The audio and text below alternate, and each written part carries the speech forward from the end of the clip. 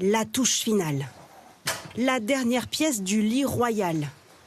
La pose de ce chantourné, sculpture de bois doré, garnie d'une tapisserie brodée, sous le regard ému des artisans et du directeur du musée de Versailles. Ça a pris forme. Là, il y a des détails comme ça qui...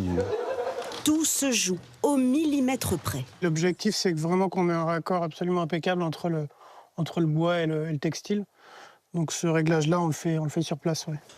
La chambre de Louis XVI, surplombée de cette impériale majestueuse, il a fallu la recréer de toutes pièces.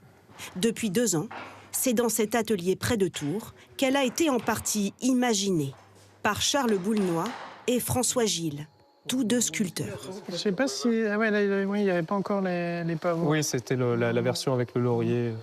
Une prouesse technique et historique, car il n'existait au départ aucun dessin du lit d'origine, seulement les mémoires écrites, il y a 250 ans, du sculpteur de l'époque, Pierre-Edmé Babel. On n'a pas une seule image pour se le représenter. Et là, effectivement, partir uniquement du texte, aussi précis soit-il, là, il y a une vraie difficulté. Tout y est décrit en détail. Les ornements, les dimensions. Comme ce pélican, pièce centrale de l'impériale. Il dit que la traverse avant est garnie d'un nid d'un pélican avec 3 de ses petits. Et ensuite, on sait qu'il est, par exemple, entouré de fortes branches de pavots de chaque côté. Des mots anciens qu'il faut interpréter et traduire, retranscrire sous forme de dessin. On n'a pas la prétention d'avoir restitué le lit de Louis XVI dans le sens où probablement que ce qui a été fait était différent de ça. Mais l'idée, c'est quand même d'essayer de se mettre à la place de ce sculpteur et d'imaginer ce que lui avait en tête. Après 2500 heures de travail, une sculpture finale en bois de tilleul de 2,45 m. Qu'il a fallu ensuite dorer, ici, dans les ateliers du château de Versailles. Un travail minutieux à la feuille d'or, pas moins de 20 étapes. Et une patine qu'il faut assortir aux dorures de la chambre. Allez, doucement. Vérification le jour de la pose. Ah, il est beau, hein. Et il fait plus rouge qu'à l'atelier, plus chaud qu'à l'atelier.